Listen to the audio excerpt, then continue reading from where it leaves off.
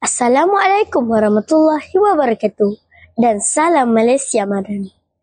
Dialah pemberi paling setia, tiap akar ilmu miliknya, pelita dan lampu segala untuk manusia sebelum dewasa.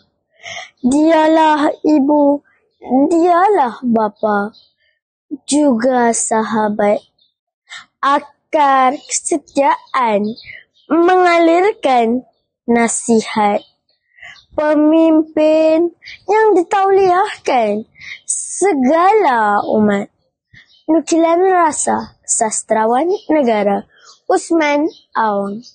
Seorang guru pasti selamanya guru. Saya akan berbicara tentang sebuah buku kegemaran saya yang berjudul Cikgu Kampung. Cikgu Kampung merupakan sebuah bingkisan istimewa buat kita sebagai seorang pelajar dan juga buat insan yang bergelar pendidik. Karya ini ditulis oleh seorang insan mulia yang bernama Cikgu Syahidah Syuib. Hai kawan-kawan, saya Nur Aqilah binti Syahril, bersekolah di Sekolah Kebangsaan Bakap yang terletak di Batu Gajah, Perak. Kod sekolah saya ABA 2038. Cikgu Kampung ditulis oleh seorang insan yang berlatar belakang dunia pendidikan. Beliau merupakan seorang guru yang berasal dari negeri Perak, memiliki ijazah sarjana muda Universiti Islam Malaysia, juga Diploma Pengajian Melayu daripada Institut Pengguaran Sultan Abdul Halim, Sungai Petani, Kedah. Buku ini diterbitkan oleh Mas Rid Sendirian Berhad pada tahun 2017. Buku ini mempunyai 170 muka surat dan 47 bab. Cikgu Kampung digarap dengan pelbagai sentimen yang mengisahkan perjalanan seorang guru, pengalaman serta kegigihan seorang guru dalam mendepani setiap permasalahan murid. Penulis yang dikenali sebagai Cikgu Jimmy cuba menggarapkan sebaik mungkin cerita perjalanan beliau sebagai seorang guru. Pelbagai strategi yang diaplikasikan oleh Cikgu Jimmy untuk menangani masalah, kerenah dan tingkah laku murid beliau.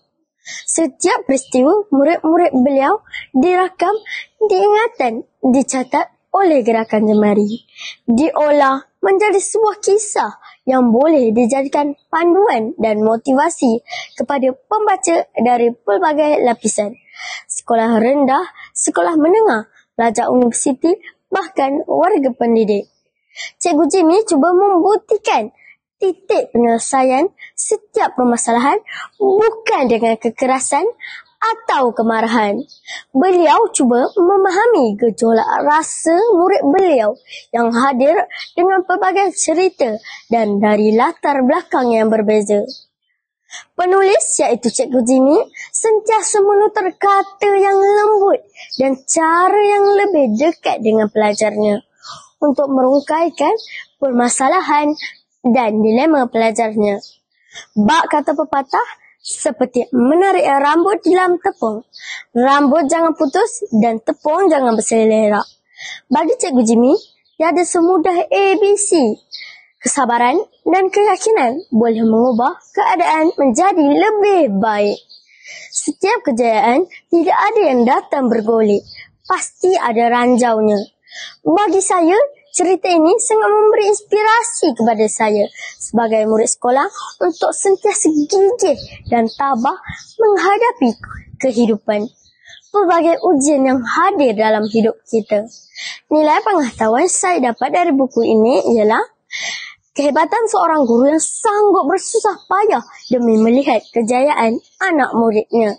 Nilai murni yang saya perolehi ialah kegigihan dan kesabaran sangat penting menjadikan impian satu kenyataan.